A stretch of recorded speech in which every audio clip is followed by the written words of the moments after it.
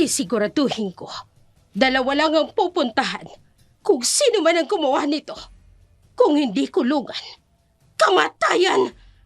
Tama, kamatayan ang dapat nakahantungan ng baboy na gumawa nito. Kamatayan! Alam mo namang di ko magagawang pumatay, sir. Umapunta man ako sa lugar na yon dahil nais ko siyang tulungan. Baka nakakalimutan mo, makapangyarihan akong tao. Marami akong pera. Lahat ay kaya kong bilhin. Lahat ay kaya kong paikutin! Gaano ba kasakit sa isang ina ang makitil ang buhay ng kanyang pinakamamahal na anak? Ano nga ba ang magagawa niya para lang makamit ang hustisya? Handa ka bang ilagay sa mga kamay mo ang batas o ipaubayan na lamang ito sa mga alagad ng batas? Magandang araw po sa inyong lahat. Ito pong muli si Dark Shadow, ang inyong tagapagsalaysay. Ang kwento na inyong mapapakinggan ay hango sa totoong kwento ng buhay. Ngunit ang mga pangalan, lugar at pangyayari ay sadya naming binago upang mapangalagaan ang mga tauhang sangkot. Narito na po ang ating dula sa araw na ito.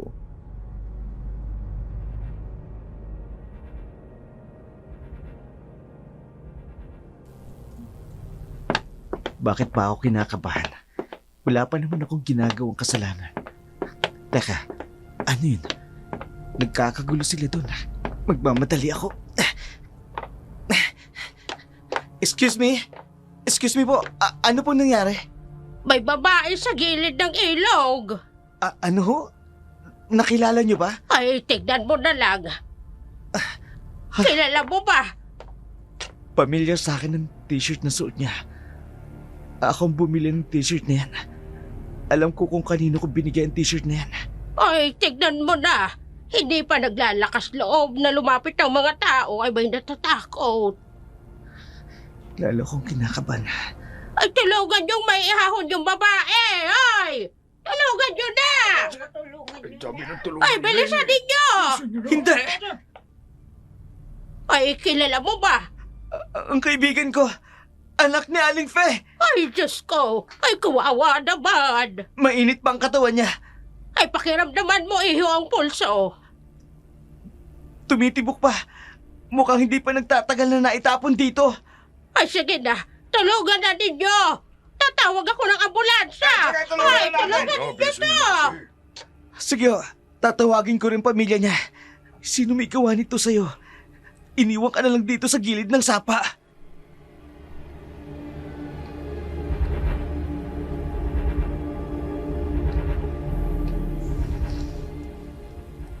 Hello? Leonard? Bakit? Huwag kang mabibigla. Nakita ng mga taong kapatid mo. Nakahandusay sa gilid ng sapa.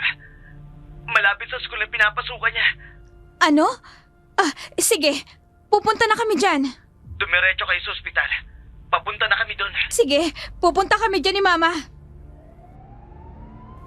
Nako, nandito na yung ambulansya. Tulungan nyo na. Madali kayo. Nagmamadali ang mga tao na tulungang maisakay si Sarah sa ambulansya. Nagmaisakay ito, kaagad na pinaandar ng driver ang ambulansya. Awang-awa si Leonard sa kalagayan ng babae dahil kusot-kusot ang damit, may dugo sa maselang bahagi ng babae. Bakas ang panggagahasa rito. Maya-maya pa nakarating na sila sa ospital. Agad namang inagapan ng mga nurse ang babae. Ilang sandali pa dumating na rin ang mag-ina na Sarina at Fe. Paging Dr. Lund to the nurse's station. Anak ko, Sarah, gising na anak. Nandito na si Mama. Ma, ilang oras na tayo naghihintay dito. Hindi pa rin siya gumigising. Bunso, naririnig mo ba kami? Tita, magtiyaga lang po tayo. Sinabi naman po ng nurse na stable naman daw siya. Leonard, salamat at nakita mo siya. Hindi ko alam kung anong nangyari kung hindi mo siya nahanap. Oo nga, salamat Nard. Saan mo ba exactly nakita si Sarah? Kasi pauwi na ako galing trabaho. Tapos nakita ko may mga taong nakatingin sa tabi ng daan. Akala ko aksidente na kotse, pero nang lumapit ako, nakita ko si Sarah nakahiga doon sa may sapa sa gilid. Sobrang dumi ng damit niya. May dugo sa mukha at sa ibabang bahagi ng kanyang katawan. May dugo. Bakit may dugo ang anak ko? Hindi ko rin po alam, tita. Pero nung hinawakan ko siya, may pulso pa naman siya kaya agad akong tumawag ng ambulansya. Kagabi pa namin siya hinahanap. Hindi siya umuwi. Hindi rin sumasagot sa phone. Nag-alala na talaga ako. Kasi hindi naman siya ganyan. Palaging nagte-text yan kapag may pupuntahan. Oo nga po eh. Si Sarah mabait naman siya. Hindi niya dapat naranasan ng ganun. Good evening po, family ni Sarah. Opo, Doc. Ako po ang nanay niya. Kumusta na po ang anak ko? Nakuha na po namin yung mga test results. Umupo muna ho kayo. May problema po ba, Doc? Well, based sa examination, may injuries si Sarah na hindi normal sa isang aksidente. May signs ng assault. Assault? Anong ibig pong sabihin nun, Doktor? Ma'am, mukhang may nanakit sa kanya. At based sa physical evidence, may sexual assault na naganap. Ano po? Hindi. Sinong demonyong gagawa nito sa anak ko? Doc, sigurado po kayo? Ma'am, I'm sorry. Pero yun ang nakita namin sa examination. May rape kit din kaming ginawa para sa evidence. Hindi ako papayag na hindi magbayad ang may gawa nito sa kanya. Tita, umupo muna kayo. May isa pa pong problema. Yung CT scan niya. May swelling sa brain. Kaya hindi pa siya nagigising. Swelling? Gaano po kalala, Doc? Medyo malaki yung impact sa ulo niya. Kaya siya nasa coma ngayon. Pero nag-medicate na kami para bumaba yung swelling. Koma. Ibig sabihin, hindi siya makikising. Hindi naman po. May chance pa rin na gumising siya. Kailangan lang po natin maghintay. Bata pa naman siya. Malakas pa ang katawan niya. Gaano po katagal bago namin malaman kung... Hindi ko pa po masasabi exactly. Pero minomonitor namin siya. May mga test pa rin na ginagawa namin regularly. Gusto kong malaman kung sinong kumuha nito sa anak ko. Ma'am, naiintindihan ko po kayo. Inireport na rin namin sa police. May investigators na darating dito para sa case. Dok, anong pwede namin gawin para sa kanya ngayon? Manatili lang po kayong malapit sa kanya. Minsan, nakakatulong yung familiar voices. At mag-pray din po kayo. Hindi ko siya iiwan dito mag-isa. That's good po. Babalik po ako later pag i-check na po ulit siya. Kung meron pong emergency, tumawag lang po kayo sa nurse. Salamat po, Doc. Walang anuman po. Nakakapagpuyos ng damdamin ang sinapit ng kapatid mo. Hanggang ngayon, hindi pa rin ako makapaniwala na sasapitin niya ito. Ang bait-bait ng kapatid mo. Kawawa naman siya. Hayaan niyo po. Bukod sa mga pulis, gagawa din ako ng paraan para maagang malutas ang problemang ito. Sana'y gumising ng kapatid mo para siya nang makapagsabi kung sino ang hayop na gumawa nito sa kanya. Kawawa naman ang kapatid ko. Kalunos-lunos ang sinapit niya sa kamay ng mga debonyong gumawa nito sa kanya.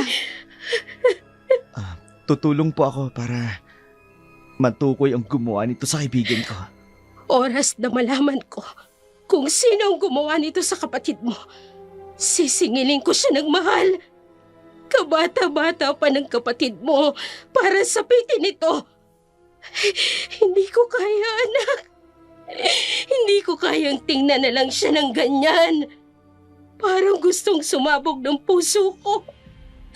Ang sakit-sakit ng sinapit niya. Ang sakit-sakit para sa akin. Papatayin ko ang gumawa nito sa kapatid mo. Igaganti ko siya. Igaganti ko siya! Kapansin-pansin ang kakaibang kilos ni Aling Fe sa ospital habang tinitingnan ang kalunos-lunos na sinapit ng kanyang bunsong anak. Baka sa katawan nito ang paghihirap bago pinagtangka ang patayin. Kaya galit at puot ang nasa puso nito sa lumapastangan sa kanyang anak. Pagkatapos ng oras ng pagdalaw, nagboluntaryo namang magpaiwan si Leonard para bantayan ang kanyang kaibigan. Kaagad namang umuwi ang mag-ina sa kanila. Halos tuliro ang isip ng ina sa sinapit ng anak. Ma, kumain na po muna kayo. Kanina pa po kayo di kumakain. Mauna ka na, anak. Wala pa akong ganang kumain. Pero ma, magugutom kayo. Kailangan nating magpalakas. Hindi pwedeng papatay-patay tayo. Kailangan tayo ni Sarah. Hindi natin maipaghihiganti ang kapatid ko kung panghihinaan tayo ng loob. Ako lang ang gaganti. Ano? Kung meron mang kikilos para iganti ang kapatid mo, ako lang yun. Ako lang ang kikilos. Anong binabalak mo, ma? Basta hayaan mo muna akong makapag-isip. Pero ma, ako ang kinakabahan sa binabalak nyo. Mamaya, ano pang mangyari sa inyo? Hindi pwedeng kumilos kang mag-isa. Isa pa, hayaan natin ang mga alagad ng batas ang gumawa nito. Ma, ayokong mapahamak din kayo katulad ni Sarah. Kaya kung maaari ho, kung ano man po ang binabalak nyo, sabihin niyo po sa akin. Magtulungan na lang tayo. Makipagtulungan tayo sa mga otoridad.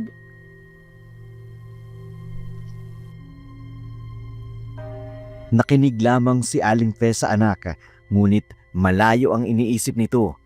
Kaya naging alerto si Sarina sa mga oras na yun. Ayaw rin niyang gumawa ng hindi maganda ang kanyang ina. Si Sarah, katulad din ng kanyang ina. Masyadong malihim, kaya't napapahamak. Pero sa isip ni Sarina, ayaw niyang mapahamak isa man sa kanila. Makalipas ang ilang sandali, habang patapos ng kumain si Sarina, napansin niyang wala na ang kanyang ina. Akala niya'y pumunta ito ng ospital para puntahan ang kapatid dahil sa pag-aalala. Sinundan nito ang kanyang ina. Ganun na lamang ang gulat niya nang papunta ito sa kagubatan ng alanganing oras. Anong gagawin ni Mama sa gubat? Kinakabahan ako Kanina lang, halos hindi ko siya makausap ng matino. Diyos ko, huwag niyo pong hayaang mapasama ang mama ko. Sana makayanan niya ang pinagdadaanan namin ngayon. Madilim ang paligid. Pero parang ang liksi niyang maglakad. Saan siya pupunta? Anong gagawin niya sa madilim na gubat na to? Lubang nakakatakot sa ganitong lugar, sa ganitong oras. Nasaan na si Mama? Bakit bigla siyang nawala? Ma? Ma? Mama? Nasaan na si Mama?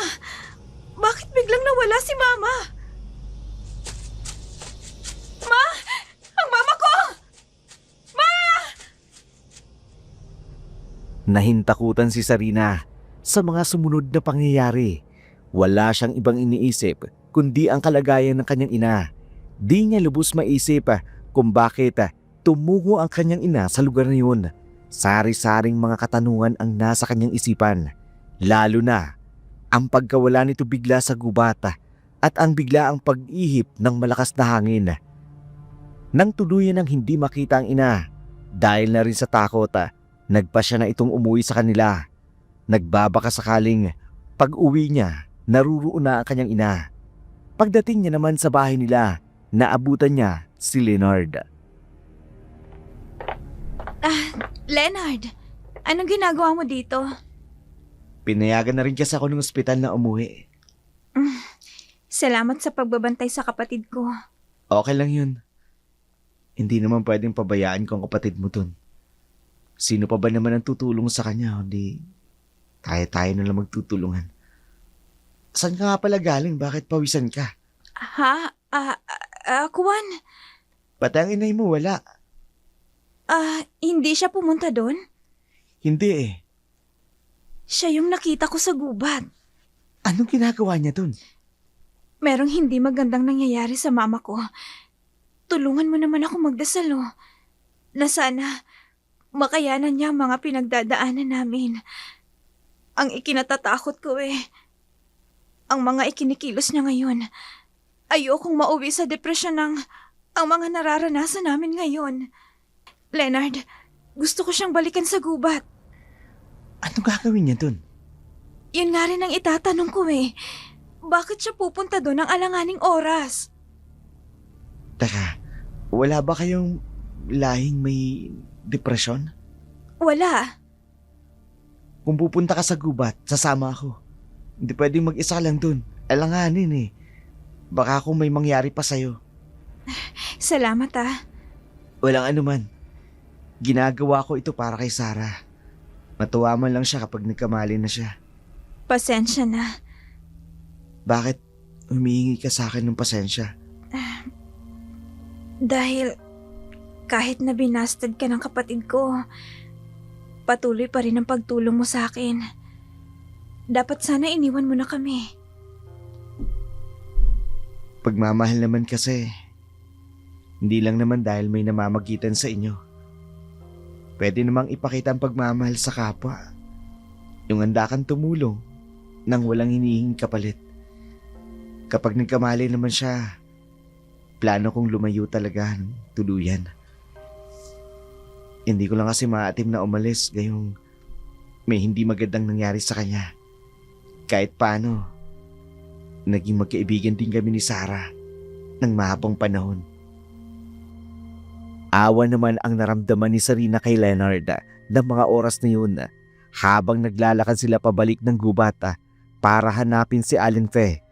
Muli nilang binalikan kung saan biglang nawala si Aling Fe sa gubat. Ilang oras din silang nagsisisigaw at naghahanap sa babae pero bigo silang mahanap ito. Kaya nagpasya na lamang ang dalawa na umuwi na lamang. Samantala, sa kalaliman ng gabi, habang ang mga buwan ay unti-unting nagkukubli sa makapal na ulap, isang di pangkaraniwan ang nagaganap. Ang paglakas ng isang mahinang nilalang, ang pag-uumapaw ng galit na nararamdaman. Sa kabila nito'y pag-alulong ng mga asong gubata at ang pag-angil ng mga kakaibang nilalang.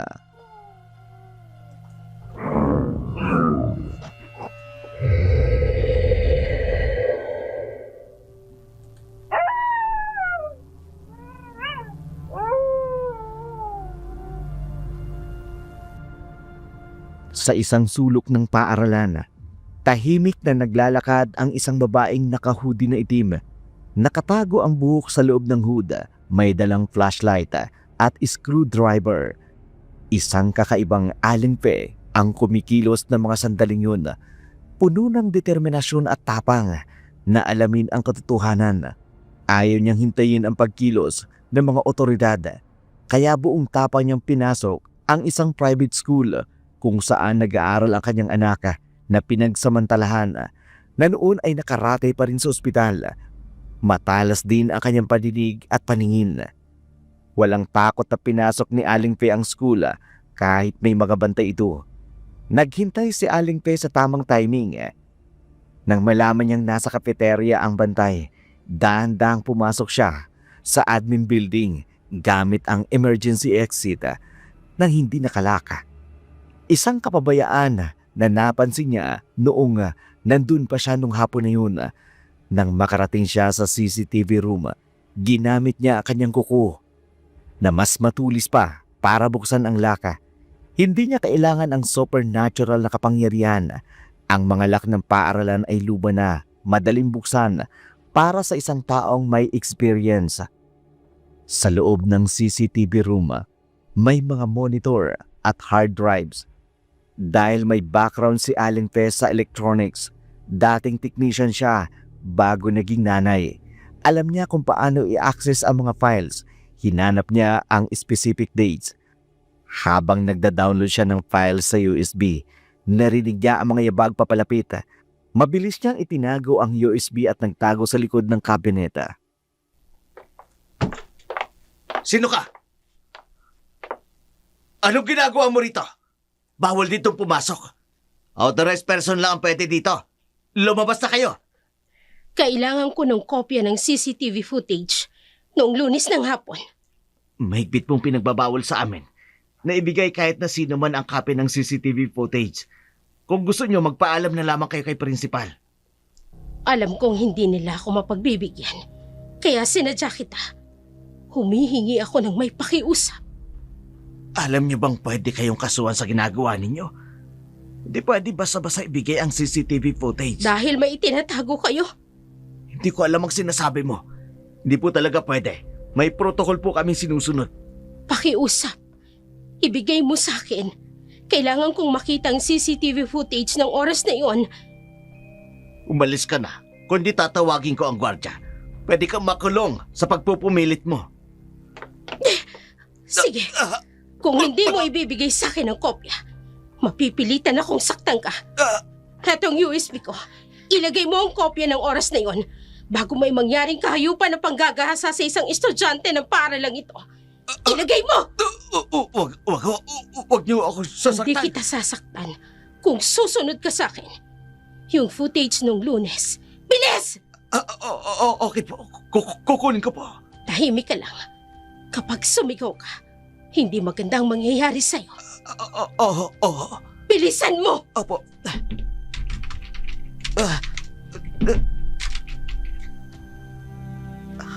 Kaano-ano kayo ng ginasa? Hindi na mahalagang malaman mo. Bilisan mo na lang!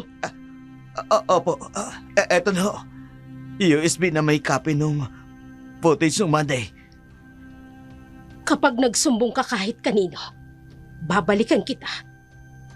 Nakita mo kung gaano ako kabilis kumilos. Alam ko rin kung saan ka nakatira. Idadamay ko ang pamilya mo. Kung makikialam ka sa kasong to, kaya itiko mo ang bibig mo. Opo. Ay, sino babaeng yun? Bakit ang bilis at ang lakas niyang kumilos Paano kapag nalaman ni principal ang nangyari? Siguradong matatanggal ako sa trabaho. Baka pati ako madawit sa kasong ito. Ay, buisit. Bakit kasi dito pa ito nangyari? Bakit dito pa sa paaralan namin? Gulong-gulo ang bantay na may hawak ng CCTV footage ng mga pangyayari bago ang nangyaring panggagahasa. Hindi niya namukhaan ng babaeng kumuha ng CCTV footage, pero malakas ang kutob niya mula sa pamilya ng ginahasang si Sarah nanggaling ang babaeng kumuha ng CCTV footage. Samantala, umuwi naman si Aling Fe ng alanganing oras ng madaling araw. Hindi pa rin nakakatulog ang anak nitong si Sarina na labis namang nag-aalala sa kanya. Kaya ganun na lamang ang kabang nararamdaman nito nang dumating sa kahina-hinalang kasuotan ang kanyang ina. Sino yan? Ma? Ikaw ba yan? Oo, ako ito anak. Bilis na, buksan mo! Ma, saan kayo galing? Bakit ganyan ang suot nyo? Anong ginawa niyo sa gubat? Sinundan ko kayo sa gubat kanina. Kaso, bigla na lang kayong nawala. Ano bang nangyari? Huwag na munang maraming tanong. Kunin mo yung laptop, bilis! Oh, bakit po? Nandito na ang susi. Para malaman natin ang nasa likod ng karumal-dumal na sinapit ng kapatid mo. Flash drive? Bilisan mo na. Buksan mo ang laptop mo. Opo. Kinakabahan ako sa inyo, Ma. Basta na lang kayong kumikilos nang hindi ko alam. Bilisan mo na. Heto na po. CCTV footage? Sa labas at loob ng school? Paano kayo nakakuha nito, Ma? Hindi na mahalagang malaman mo. Ang mahalaga, nakakuha tayo ng lead na pwedeng makatulong sa paglutas ng kaso ng kapatid mo. May nakilala kayo sa school ni Sarah? Pareho nga kayong dalawa. Malihim. Basta na lang may mga nangyayari na hindi ko alam. Huwag ka na nga diyang mag-alala. Wala namang nangyaring masama sa akin. O siya, huwag nang maraming tanong. Buksan mo ang laptop mo para makita natin. Ito na po. Si Principal? Nandun siya malapit sa crime scene. Bago natagpuan ang katawan ng kapatid ko. Anong ginagawa niya sa lugar na yun? Siya ang nambaboy sa kapatid mo. Ma, hindi pa tayo nakakasiguro. Nandun lang siya sa pinangyarihan, pero walang malinaw na kuha na magkasama sila. Itong isa. Tumatakbo si Sarah palabas ng hallway ng second floor. Ayan o, pababa siya, patungo sa likod ng pinangyarihan. Baka may humahabol sa kanya. Wala na. Na-edit ng video na nabigay sa'yo, Ma. I-view mo lahat. Baka mayroong bahagi ng CCTV na nagpapakita na hinahabol ni Principal si Sarah. Sige na. Wala na talaga, Ma. Puisit. Nilinlang ako ng may hawak niyan. Hindi niya ibinigay sa akin ang buong kopya. May itinatago ngang principal na yon. Pero magagamit ko pa rin ito para makasuhan natin ang principal. Malakas ang kutob ko. May kinalaman siya sa nangyari sa kapatid mo. Buong akala ko, mabuting tao siya. At oras na mapatunayan na siya nga ang may gawa nito kay Sarah. Hindi ko rin palalampasin na nangyari. Magbabayad siya kung siya nga ang salarin sa paghahali sa kapatid ko. Magbabayad ang principal na yan. Kaya lang, hindi natin pwedeng ilagay sa kamay ang batas. Ito turn over natin sa mga pulis ang ebidensyang ito, Ma, para makatulong sa paglutas ng kaso.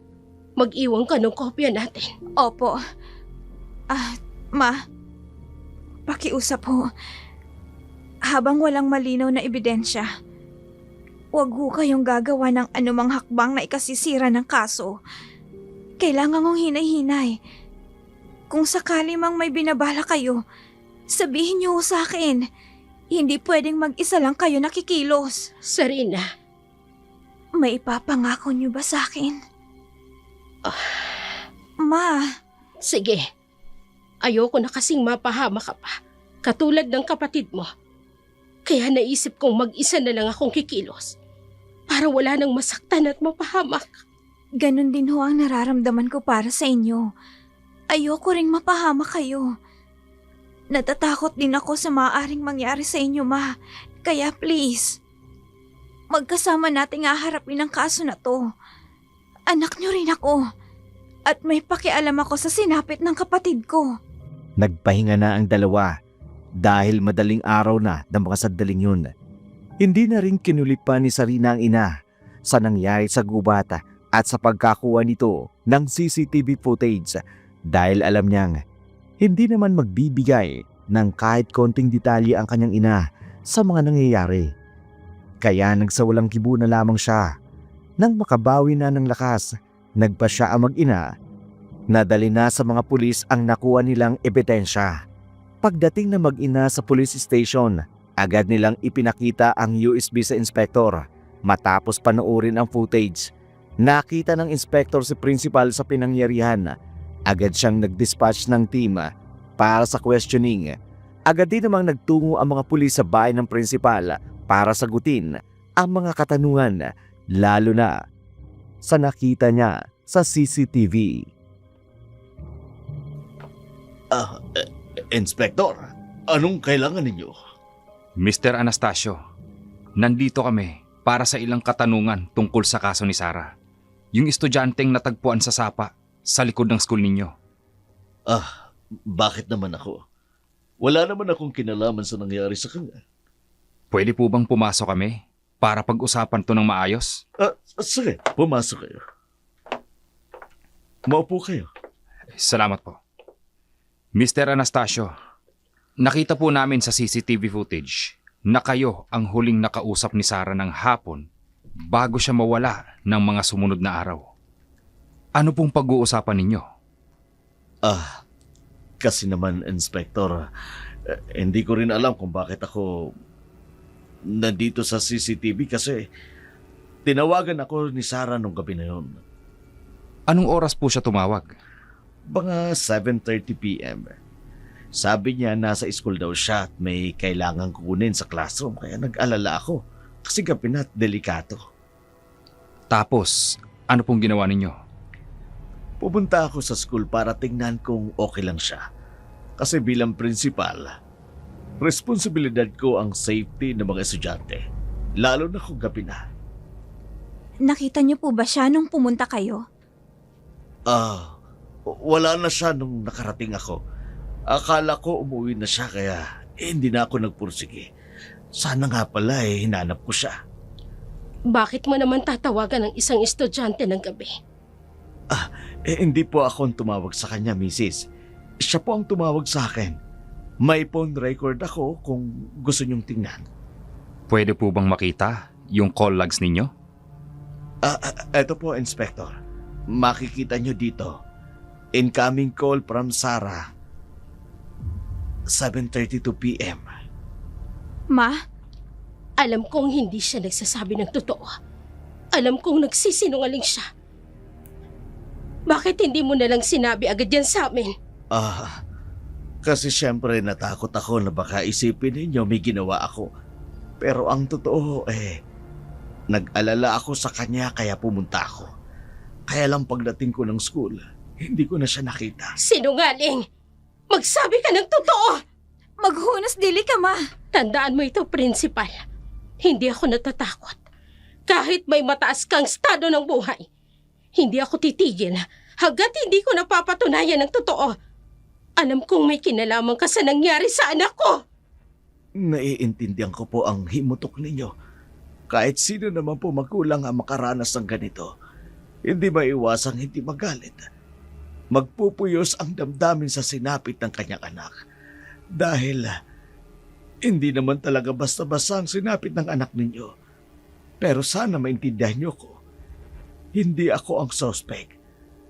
Ako man, makikipagtulungan na malaman ang totoo. Sinungaling! Mrs., hindi pa tayo pwedeng mag-akusa kung wala pa namang ebidensya. Oo, nakita natin siya sa CCTV. Pero walang malinaw na ebidensya na aktwal na nakunan sa CCTV footage na siya nga ang gumawa ng krimen. Ma, kalma lang ho. Hindi tayo pwedeng magpadalos-dalos ng aksyon. Inamin naman ni Principal na oo nga, pumunta talaga siya doon. Pero wala naman talagang malinaw na kuha na siya nga ang gumawa noon. Hindi magtatagal. Lalanta din ang totoo. Oras na lumabas ang totoo. Magbabayad ng mahal ang gumawa nito sa anak ko. Hindi ako papayag na hindi magbayad ng mahal ang lumupastangan sa anak ko. Ma, tama na ho. Sir, pasensya na ho. Masyado lang emosyonal ang mama ko. Hanggang ngayon ho kasi, hindi niya pa matanggap ang sinapit ng kapatid ko. Nauunawaan ko. Pero umasa kayo. Tutulong ako sa paglutas ng kaso. Hindi ko pa rin kayo pipiliting maniwala sa akin na wala akong kinalaman. Pero patutunayan ko sa inyo na inosente ako. Pwede ko nga kayong kasuhan sa ginagawa niyo sa akin pero nais ko pa rin patunayan na malinis ang konsensya ko. Hindi ako ang gumahasa sa kapatid mo. Sasayangin ko ba ang propesyon ko na pinaghirapan ko na mahabang panahon? Ilang taon na lang magre-retiro na ako. Sisirain ko ba ang reputasyon ko? Tsaka anong dahilan ko para gawin yun? Hindi na nakaimik pa si Sarina at Pe sa mga sinabi ng prinsipal. Kaya malungkot silang umalis ng lugar na yun. Nagtungo sila sa ospital para kumustahin ang kalagayan ng anak nitong si Sarah na kasalukuyan pa rin comatose na mga oras na yun. Nagpaiwan si Sarina sa ospital para bantayan ang bunso niyang kapatid para kapag nagising ito, maitatanong niya agad kung sino ang salarin ng pagtatangka sa kanyang buhay. Si Aling Fe naman sa halip na umuwi, pumunta ito sa bahay ng prinsipal para personal na kausapin kahit na alanganing oras ng gabi. Gulat na gulat naman ang prinsipal sa pagbubukas ng gate nila.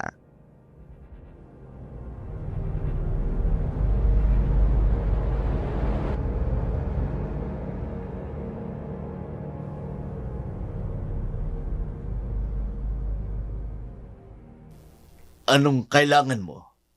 Hindi ako magugulo. Sige. I-entertain kita. Gusto ko lang humingi ng tawad sa mga nasabi ko kanina. Hindi ko na kasi alam ang gagawin ko.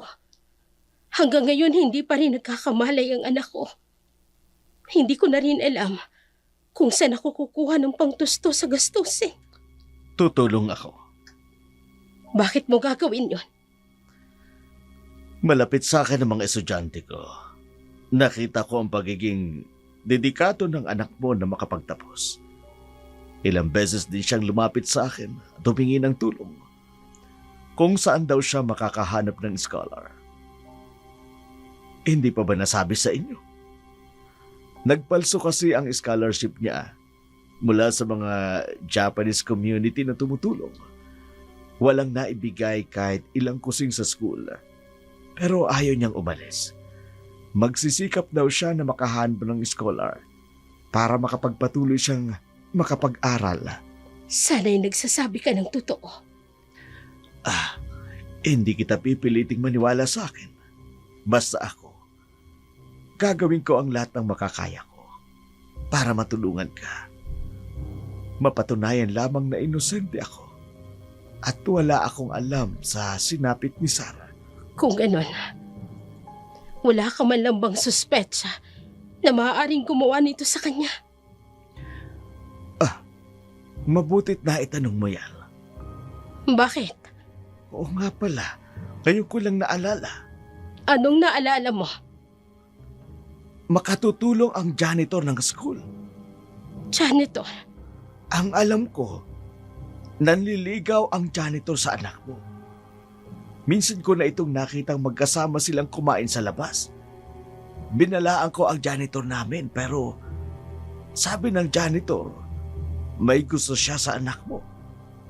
Naisip kong warningan ang janitor dahil kawawa naman ang estudyante kung may iskandalo. Salamat. Sana'y makatulong siya. Tama. Wala nang may mangyaring insidente. Nag-resign siya sa pagiging janitor. Bakit ngayon ko lang ito naisip? Saan ko siya matatagpuan? Titignan ko sa record niya. Sana'y inosente ka nga at walang kinalaman sa pangyayaring ito sa anak ko.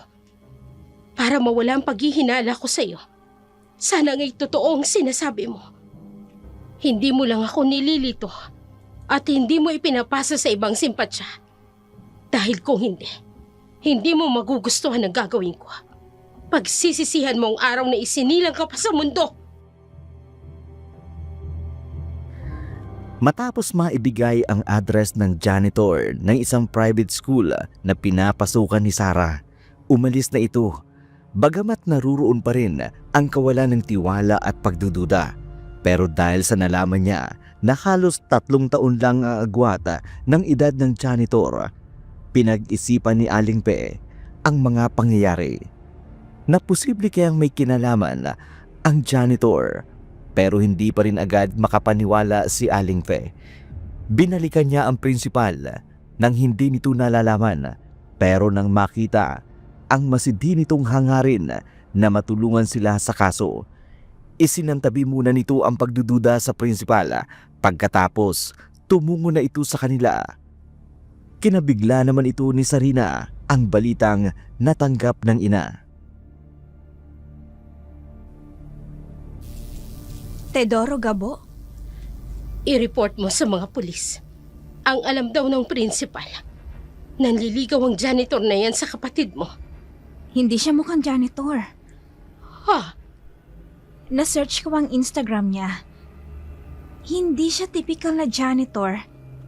Sa mga picture na pinupost niya sa ID niya. Baka may larawan silang magkasama ng kapatid mo.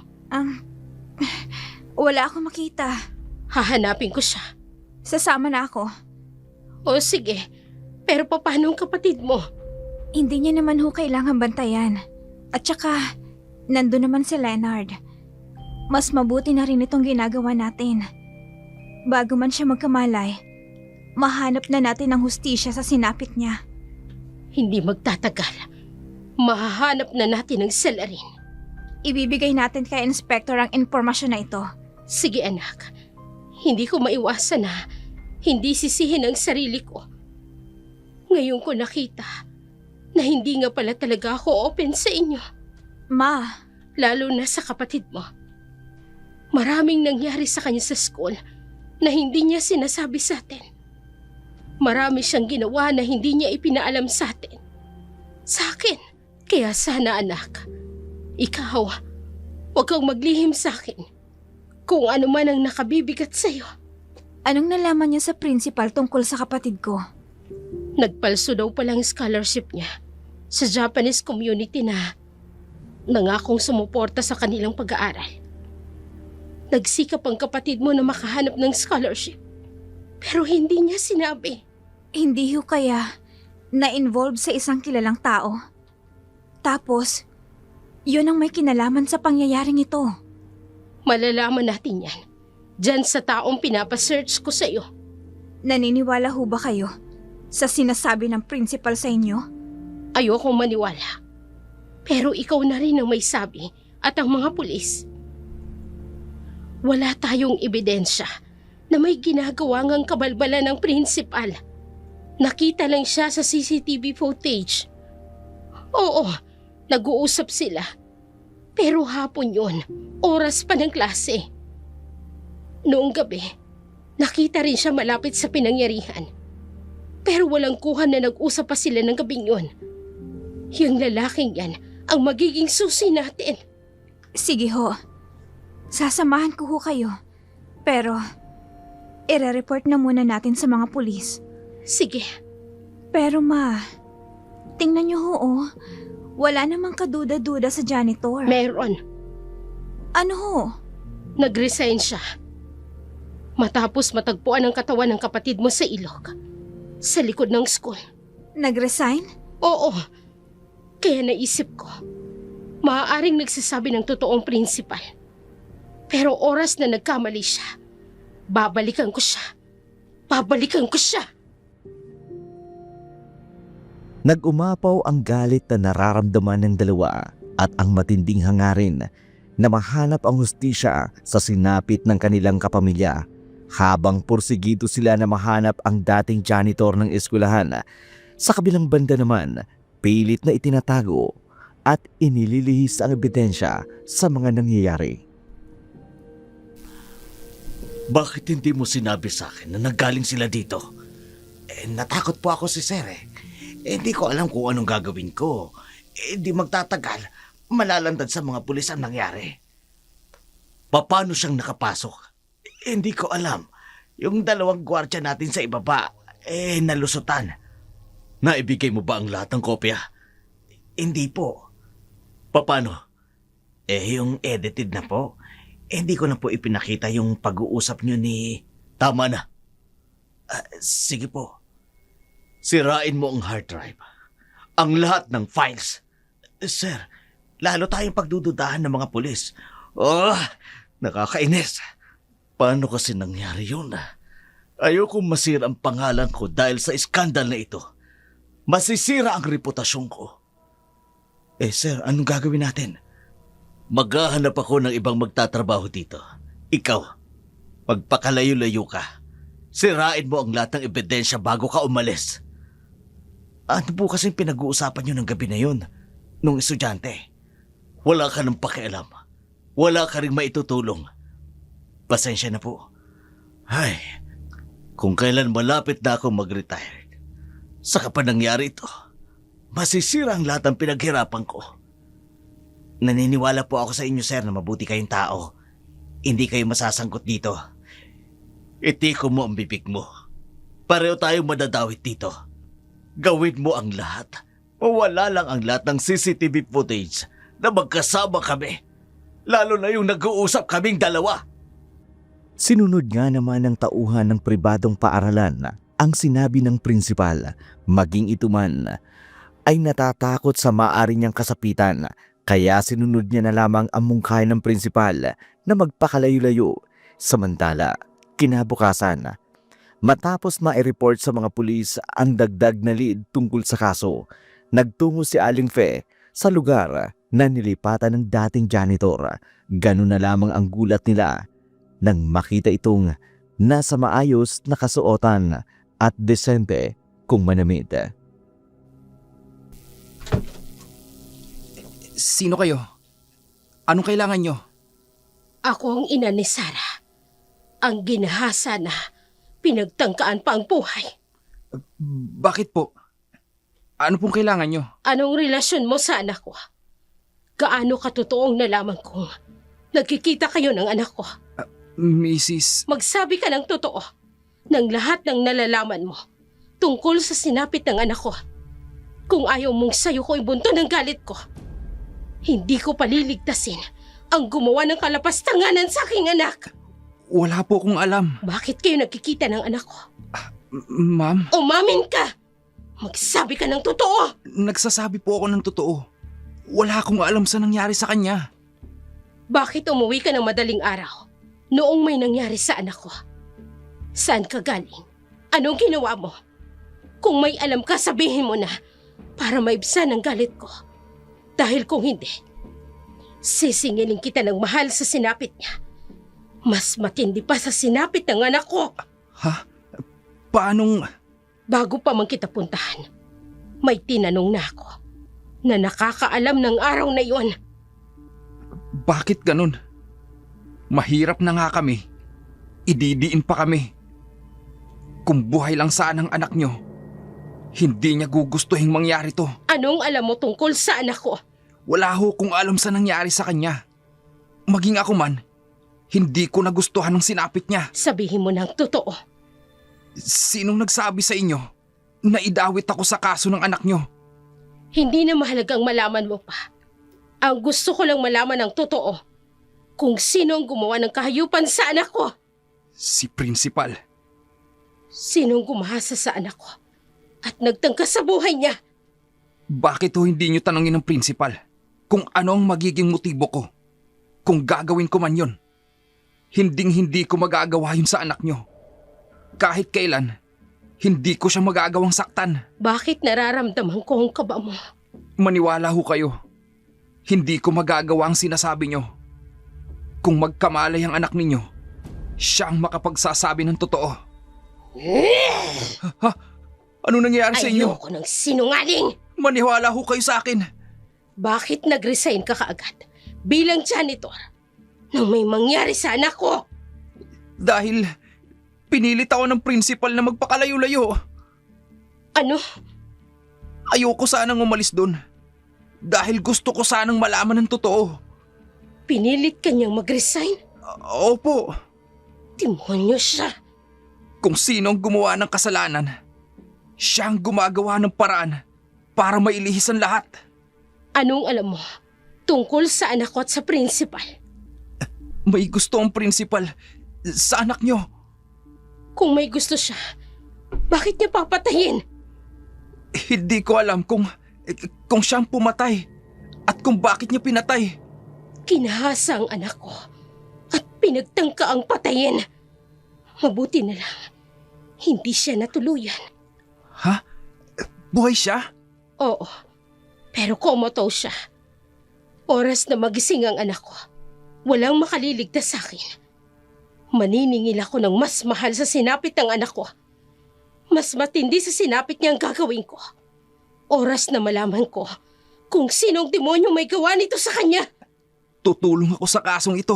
Kung tutulong ka, sabihin mo na lang sa akin kung anong nalalaman mo. Nagtuturoan kayo ng principal. Itinuturo ka niya at itinuturo mo rin siya. Kaya sabihin mo na sa akin kung anong alam mo. Baka mapatawad pa kita. Pero kung matutuklasan ko mismo sa sarili ko, tila mo lang ang walang latay. Nagsasabi ako ng totoo. Kung ganon, saan ka galing noong madaling araw na umuwi ka? Ang totoo po niyan, laging kami po ng anak nyo. Inilihim lang namin dahil kay principal. Lagi na kasing nakasunod sa amin si principal eh. Umuwi ako ng madaling araw dahil naglasing ako. Nakipag-break kasi sa akin si Sarah. 2 araw bago nangyari yung pagtatangka sa buhay niya. Gusto ko sanang ayusin namin ang lahat. Pero siya na ang bumitaw. Sa sama ako ng loob ko. Naglasing ako ng gabing yun. Nang sabihin niyang mas mapapabuti raw ang buhay niya kung si principal ang pipiliin niya. Nagsasabi ka ba ng totoo? Opo, nagsasabi po ako ng totoo. Ano pong nangyayari sa inyo? Sinong lumapastangan sa anak ko? Sinong gumawa nito sa kanya? Sino? Galit na galit si Aling Fe dahil sa pangalawang tao.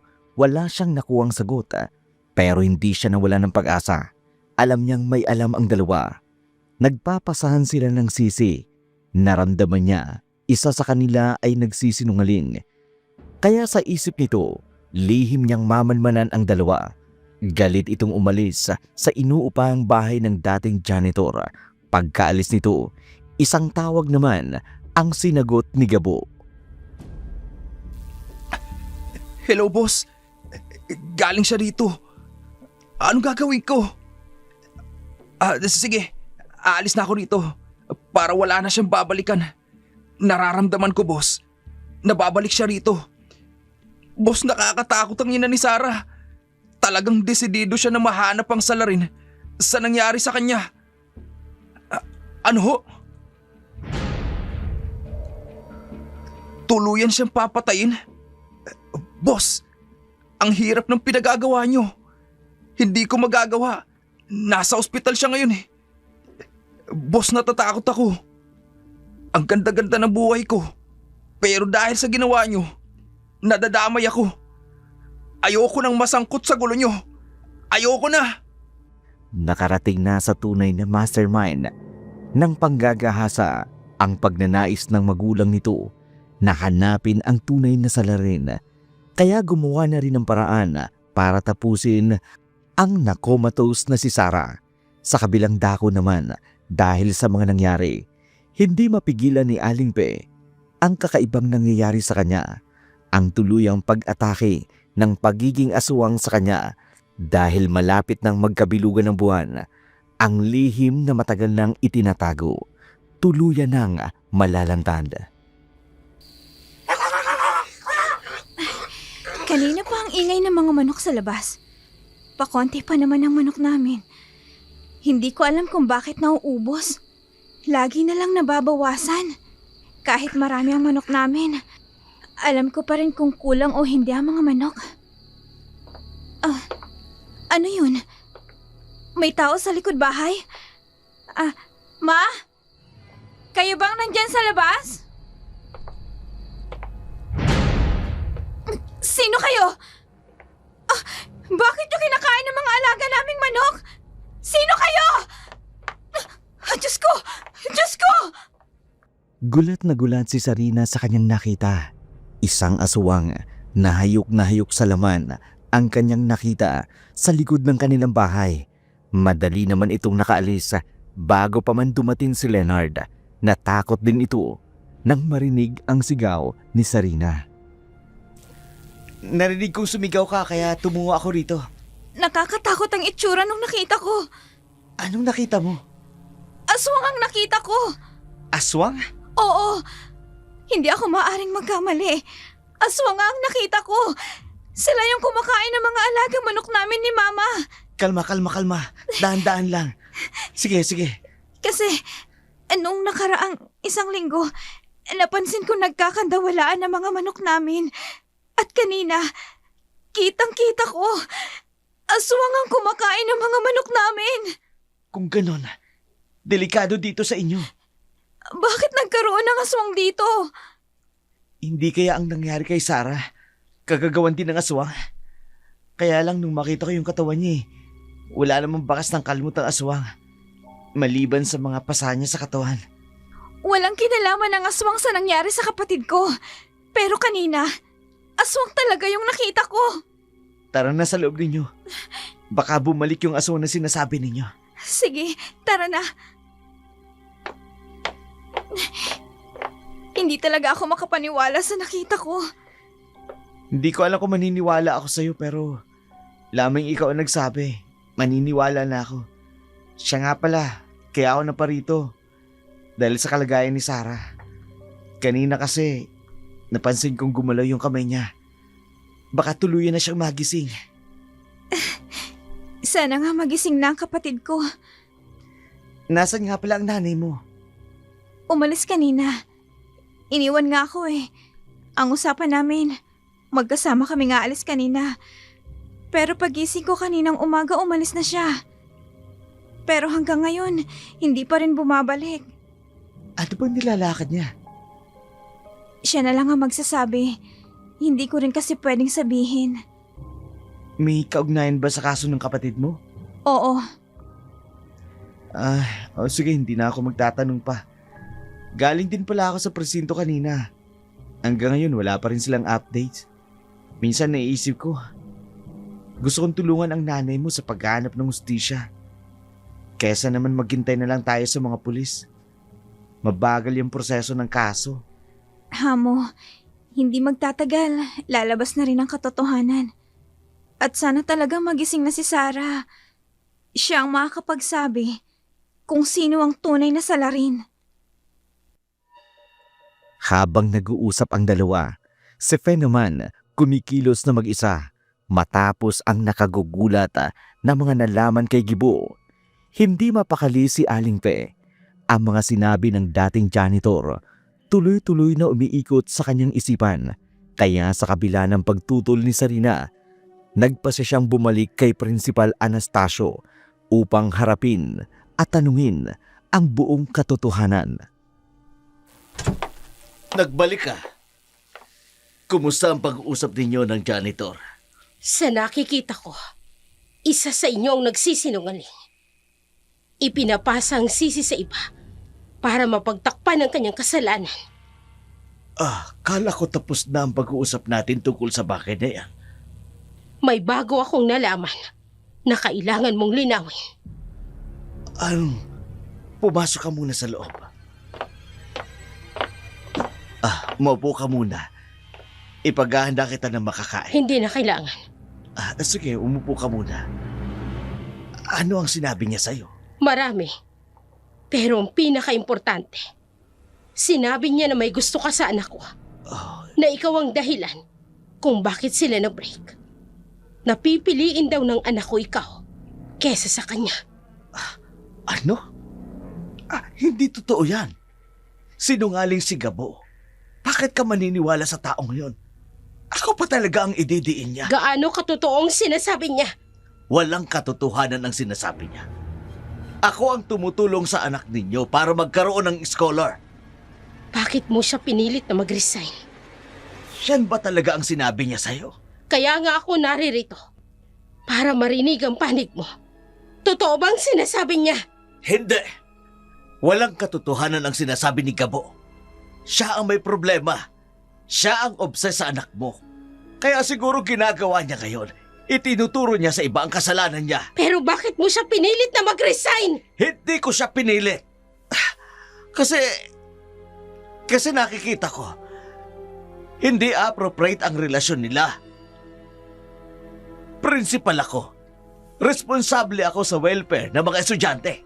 O kaya naman, ayaw mo may testigo sa ginawa mo kay Sarah? Wala akong ginawa sa anak mo.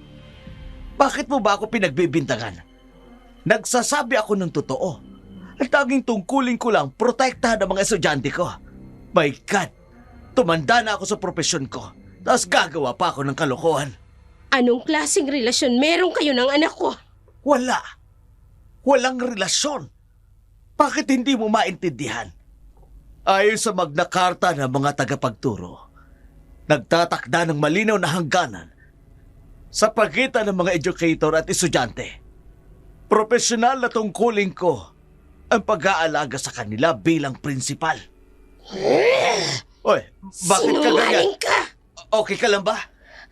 Alam mo ba ang sakit-sakit para sa isang ina na makita ang anak niyang duguan, basag ang katawan, dahil sa demonyong tulad mo? Alam mo, Mrs., kung tutusin pwede kitang kasuhan sa ginagawa mo sa akin.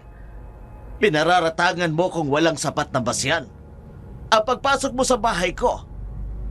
Pero hindi ko gagawin yon dahil nais ko pa rin tulungan kayo. Estudyante pa rin namin ang anak mo. May pananagutan pa rin kami sa kanya. Kung hindi ikaw, sino? Sino ang demonyong gumawa nun sa anak ko? Nakikipagtulungan na ako sa mga otoridad. Bakit hindi mo nalang hintayin ang pagkilos nila? Sila ang higit na mas makatutulong sa atin sa ikadadali ng kaso ng anak mo. Hindi ako maghihintay na lang. Hindi ko maatim na maghintay na lang samantalang nagdurusa ang anak ko sa sinapit niya. Samantalang buhay ang gumawa nito sa kanya. Buhay pa naman ang anak ninyo. Oo, buhay pa. Pero walang kasiguraduhan kung magigising pa siya. Kung ikaw ang nasa kalagayan ko, magagawa mo rin bang manahimik at maghintay na lang kung kailan kikilos ang mga pulis? Hindi ko kayang tiisin ang anak ko. Hindi ako titigil hanggat hindi ko na ipaghihiganti ang anak ko. Kaya ikaw, huling pakiusap ko. Kung ano man ang nalalaman mo, sabihin mo na sa akin. Dahil kapag umabot sa hangganan, sa suktulan ng galit ko, at napatunayan ko na may alam ka, pagsisisihan mo ang araw na isinilang ka pa sa mundo! Hindi siya pangkaraniwang tao. Bakas na bakas sa kanyang mukha ang matinding galit. Hindi ako papayag na masira ang retirement ko. Kailangan kong pakilusin ang taong tatapos nito. Hello? Linisin mo na ang lahat ng kalat. Ayoko masira ang pangalan ko dahil lang sa kaso na ito. Tarantang kinakabahan na kinausap ni Principal Anastasio ang kausap nito sa telepono habang nanginginig ang mga kamay hawak ang cellphone. Isa lang ang nasa isip niya, ayaw niyang masira ang kanyang reputasyon na matagal niyang inalagaan. Kaya kahit anong paraan gagawin niya, magkaroon lamang siya ng malinis na exit sa serbisyo. Samantala, sa ospital naman, tuwa at kagalakan ang naramdaman ni Sarah nang magkamalay na ang kanyang kapatid. Ngunit pilit itong magsalita at hindi maintindihan ang mga sinasabi. Sarah!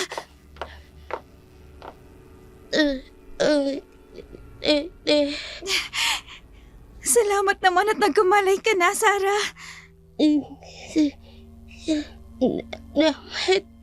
Baka makasasama pa sa kanya. Ang labis sa pagsasalita. Huwag ka na muna magsalita. Magpahinga ka na muna. Nandito lang kami. Si Mama, mamaya darating na siya. Si Leonard nga pala, siya ang laging nagbabantay sa'yo dito. Habang kami naman ni Mama, nag-aasikaso ng kailangan na gastusin dito. Hindi ko pa nga pala nasabi sa'yo. Ang alin? Bayad na ang lahat ng gastusin dito sa ospital. Ano? Sinong nagbigay? Sige lang, kapatid ko. Magpahinga ka lang muna. Huwag mo kaming masyadong alalahanin. Ikaw ang kailangan gumaling. Sige na, pahinga ka muna. Leonard, doon tayo sa labas. Sige.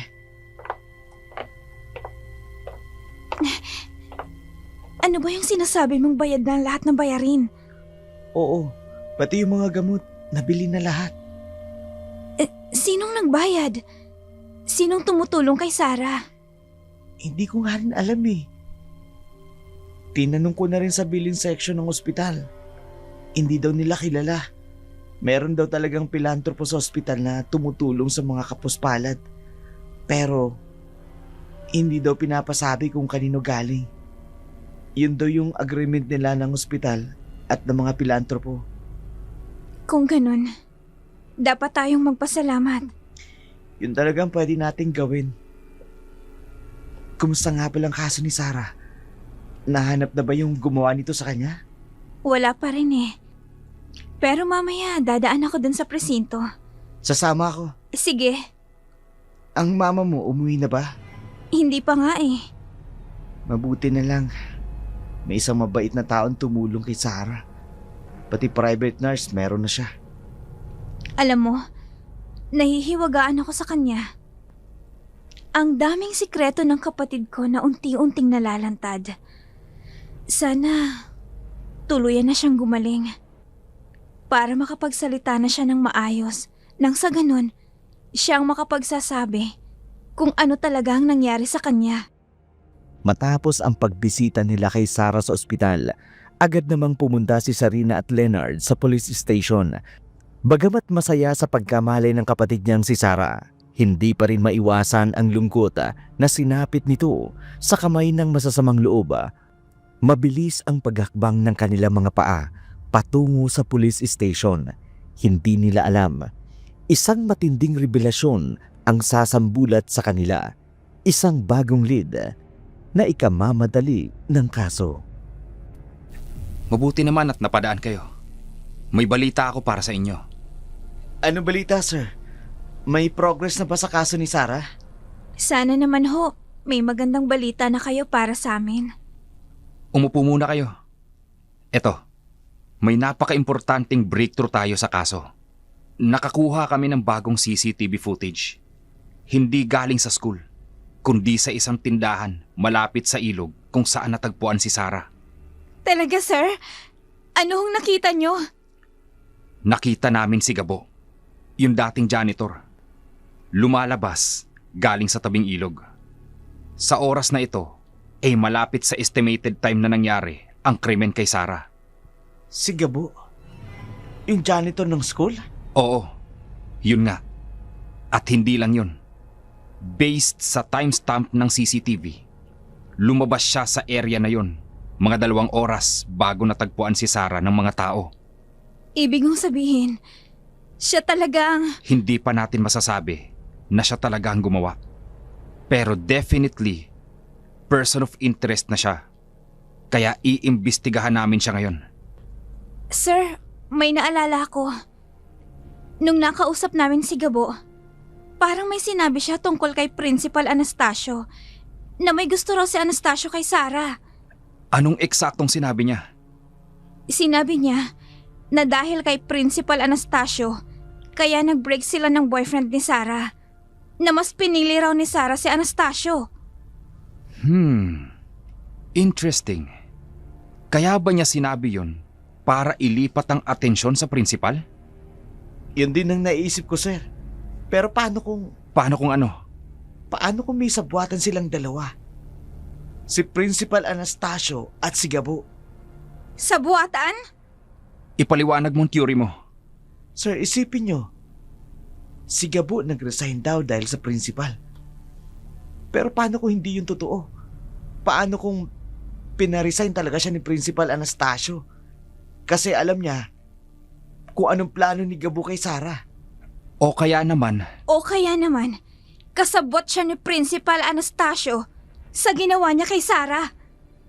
alam nyo, posible ang sinasabi ninyo. Tingnan natin. Si Gabo may access sa school. Alam niya ang schedule ni Sarah. Si Principal Anastasio naman may authority. Pwede niyang i-cover up ang mga evidence. Kaya nga, sir. Tsaka isa pa. Nitong nakaraan lang, may biglang tumulong kay Sarah sa hospital bills. Guilty conscience kumbaga. Kung totoo yun, kung magkasabot nga talaga sila, hindi ko kakayanin ang ginawa nilang yun sa kapatid ko. Sarina, kalmado lang muna tayo. Speculation pa lang ang lahat ng ito. Kailangan namin ng solid evidence. Sir, ano pong susunod yung gagawin? Una, hahanapin namin si Gabo.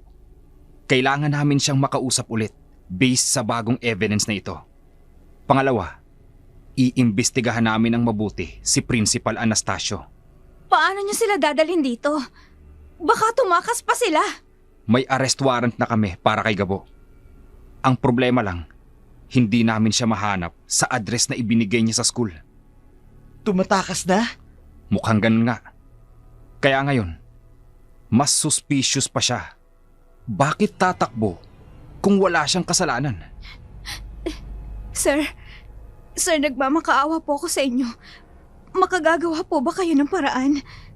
Ayoko hong makatakas sa mga gumawa nito sa kapatid ko. Malalagay kami sa panganib kung paghalagala ang sospek sa labas. Sarina, ipinapangako ko sa'yo. Hindi namin pababayaan ang kaso ng kapatid mo. Lahat ng pwedeng gawin, gagawin namin. Sir, pwede ba kaming tumulong sa paghahanap kay Gabo? Hindi na. Trabaho namin yan. Kayo, mag-focus lang kayo sa pag-aalaga kay Sarah.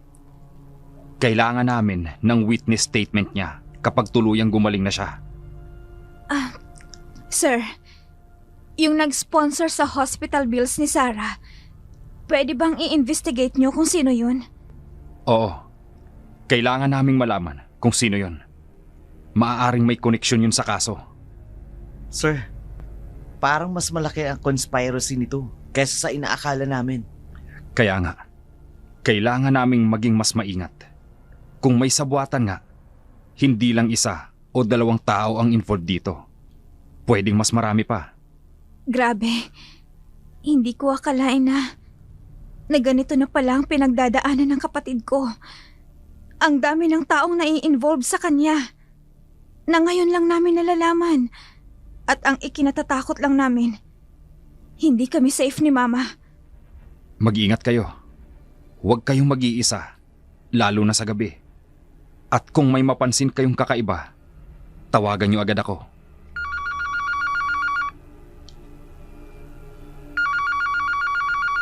Oo. Ano? Nakita niyo? Saan? Sige. Pupunta ako. Ano yun, sir? Nakita na raw si Gabo. Nasa labas ng bayan. Papunta ako doon ngayon. Sir, gawin niyo pong lahat para mahuli siya. Oo, gagawin namin. Kayo, umuwi na muna kayo. Tatawagan ko na lang kayo kapag may update na. Salamat, sir. Sana mahuli na ang tunay na salarin. Makukuha namin yan. Pangako ko yan sa inyo at kay Sarah. Mabilis na nagtungo ang investigador na si Mike at ang kanyang mga kasama sa labas ng bayan kung saan nila natagpuan si Gabo. Hindi naging mahirap ang paghuli sa kanya dahil mukhang pagod na ito sa katatago.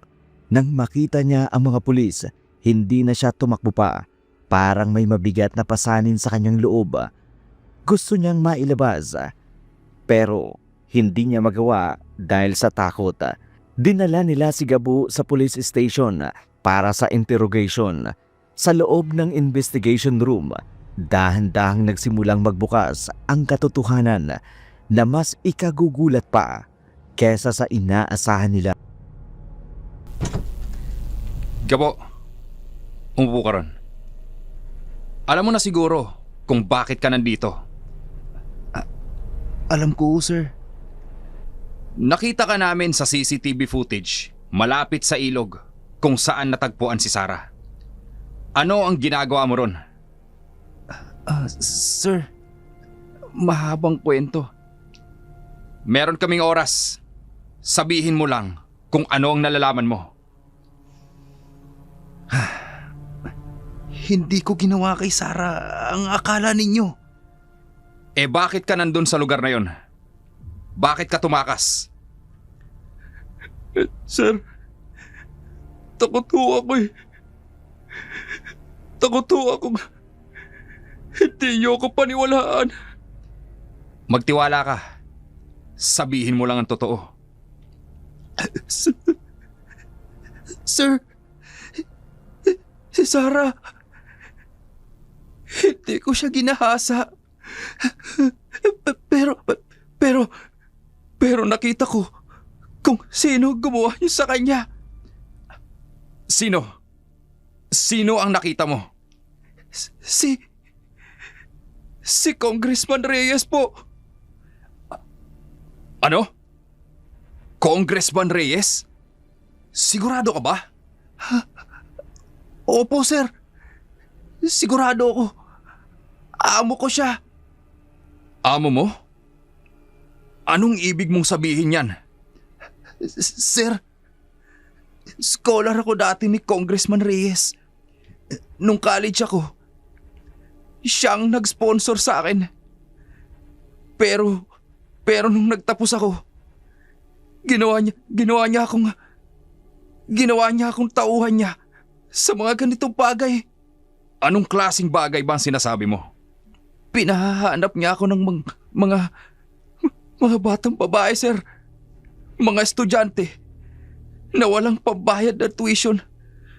Mga mahihirap ang pamilya. Ano? Ikaw ang naghahanap para sa kanya? Hindi ko gusto, sir.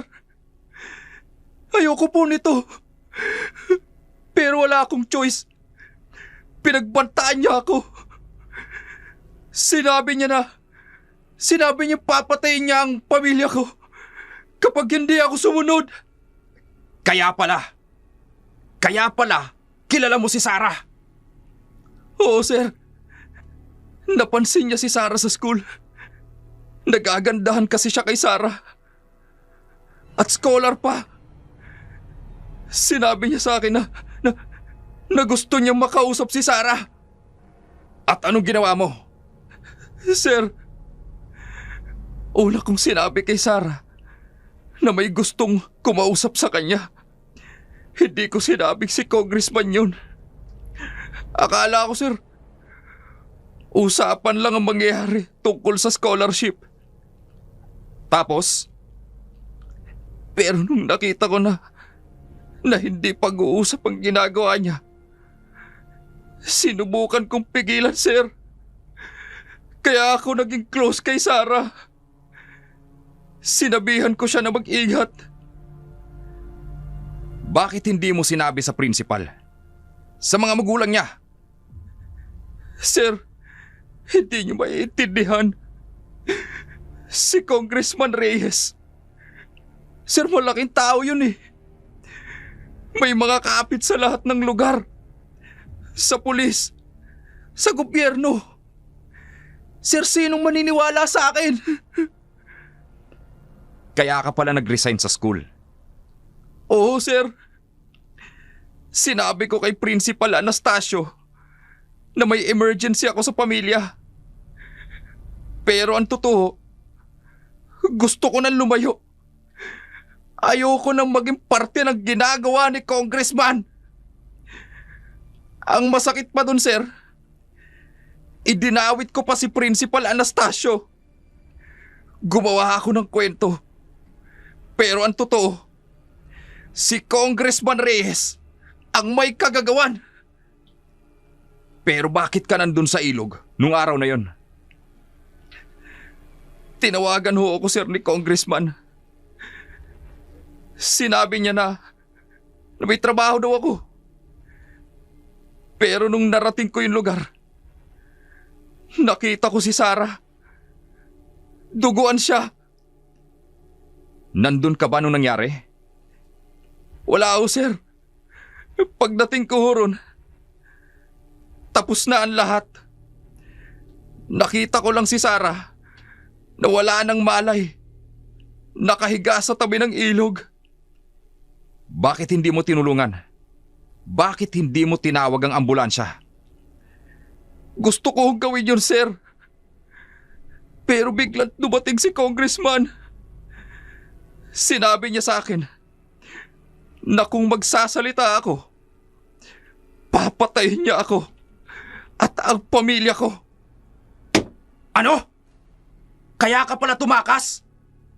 Sir, pagkatapos nun, umalis na ako agad. Hindi ko alam na buhay pa pala si Sarah. Akala ko patay na siya. Kaya pala may nag-sponsor sa hospital bills ni Sarah. Si Congressman Reyes yon? Pero sir, pakiusap po. Pabantayan niyo ang room ni Sarah sa ospital. Dahil pwedeng pakana niya lang ang pagtulong para hindi siya pagsimpatyahan ng tao. Pero kapag nalaman niyang magaling na si Sarah, ipapapatay niya to. Sige, gagawin namin. Salamat ho, sir. Gago. Pedophile palang hinayupak na yun. Ilang bata na kaya naging biktima niya? Marami na, sir. Hindi lang si Sarah ang una. Pero siya ang unang ganitong nangyari. Bakit? Anong kakaiba kay Sarah? Lumalaban si Sarah, sir. Hindi siya basta-basta sumusuko. Kaya siguro galit na galit si Congressman sa kanya. Gabo, willing ka bang maging witness laban kay Congressman Reyes? Sir, natatakot ako. Malaking tao yun, sir. Baka... Gabo, kung hindi ka magsasalita, marami pang Sarah ang magiging biktima niya. Gusto mo ba yon? At dawit ka sa kaso ni Congressman. Sir, poprotektahan namin kayo ng pamilya mo. Pangako ko yan. Pero kailangan namin ng testimonya mo para mahuli namin ang demonyo na yan. Sige, sir. Gagawin ko. Para kay Sarah. At para sa mga batang tulad niya. Finally, ngayon, makukuha na namin ang hustisya para kay Sarah. Si Congressman Reyes, hindi makatatakas sa ginawa niya. Calling all units! Calling all units! I need backup. We're going after Congressman Reyes. This is big. Over. Copy, sir. Units dispatched. Over. Habang abala ang investigador sa paghahanda para sa operasyon laban kay Congressman Reyes, sa kabilang dako naman, sa tahanan ni Principal Anastasio, kinakabahan pa rin sa mga nangyayari. Hindi niya pa kasi alam na natagpuan na ng mga pulis ang tunay na salarin. Sa halip, nag-aalala pa rin siya na baka masangkot siya sa kaso. Nang isang tawag ang matanggap nito mula sa katiwala na namamahala sa CCTV system ng school para sa huling pag-uusap sana nila tungkol sa mga ebidensya. Nang sinabi ng katiwala na kailangan nila mag-usap ng personal bago ito tuluyang magpakalayo-layo, agad namang nagmadali si Principal Anastasio papunta sa school. Nang makarating siya sa security office, nakita niya si Carlos na tila may mabigat na problema. Carlos, anong problema? Bakit mo ako pinapunta dito? Sir, umupo muna kayo. Ano ba naman kasi ang nangyari? Sir, tungkol po sa CCTV footage na pinapaboran niyo sa akin. O ano naman doon? Hindi mo pa ba ginawa? Sir, hindi ko pa ginawa. Ano? Bakit hindi mo ginawa? Usapan natin yun. Ayokong masira ang exit ko sa trabaho. Matagal kong pinangalagaan ang pangalan ko. Madadawit lang dahil sa pagtulong ko sa isang tao. At ako pa mababaliktad. Ako pa ang madidiin. Kaya wala naman akong ginawa. Sir, wala naman po kayong kinalaman sa nangyari kay Sarah. Anong ibig mong sabihin?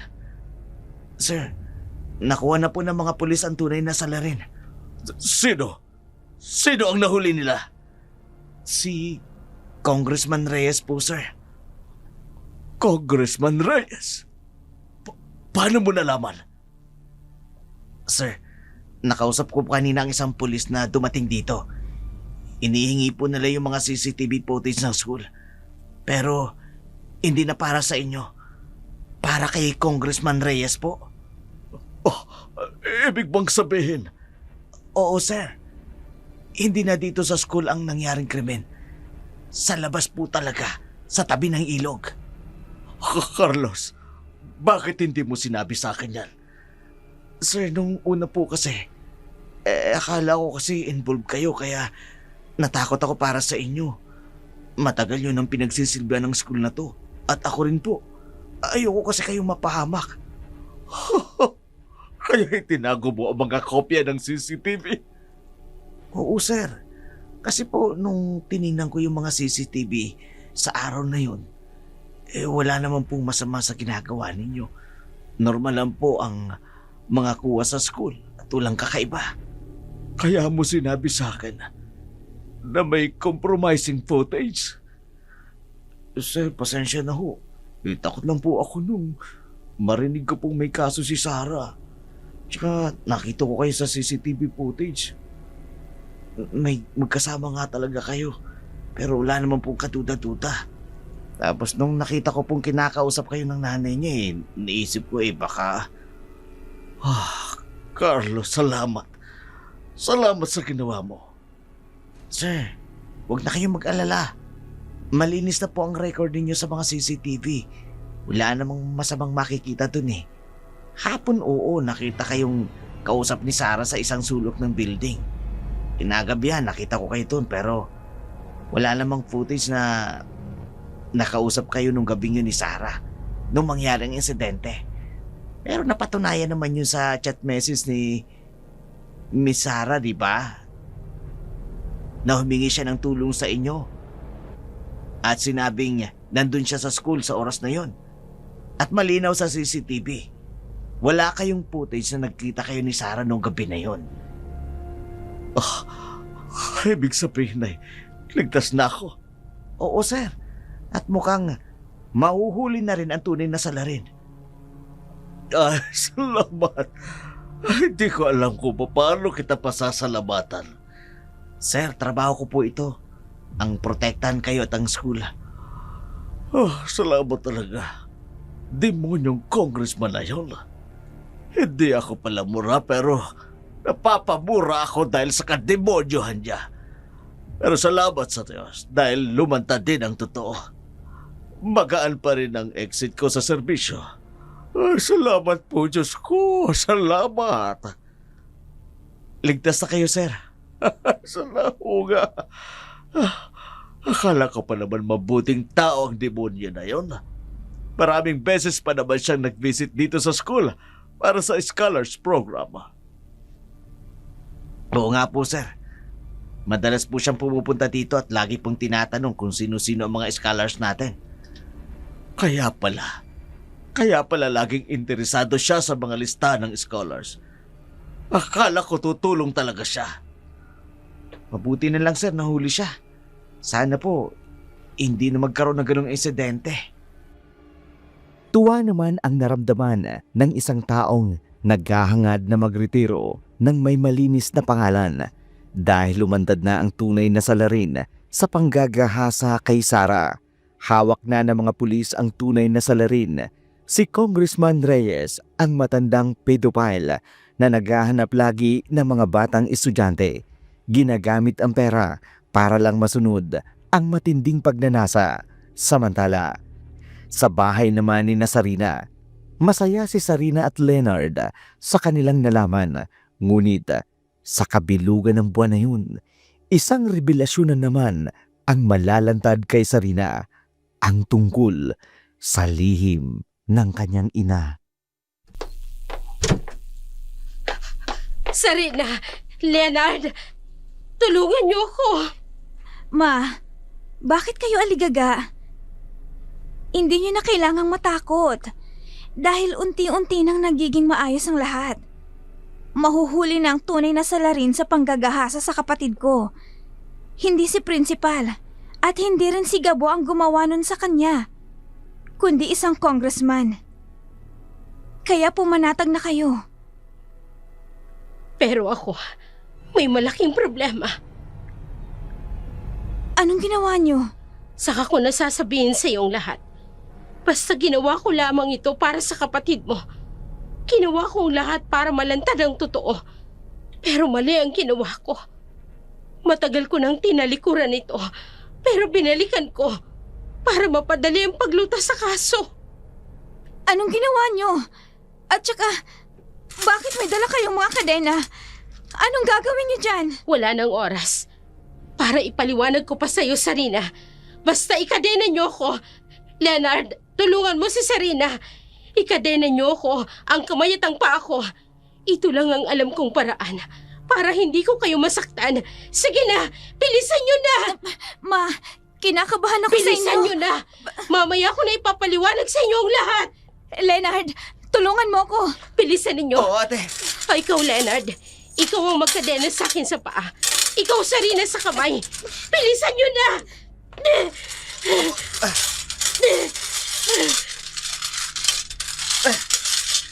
Ayan.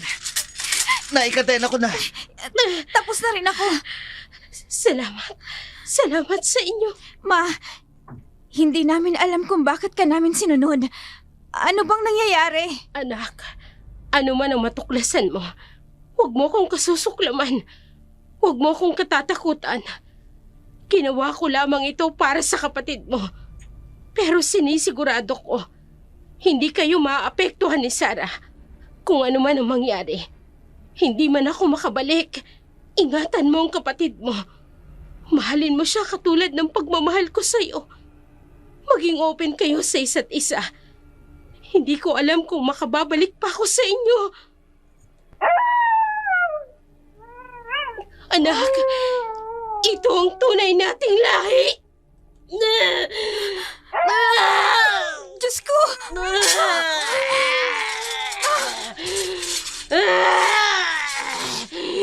Umalis na kayo! Hindi ko kayo makikilala kapag...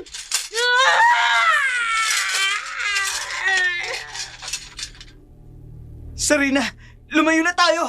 Pero, Ma!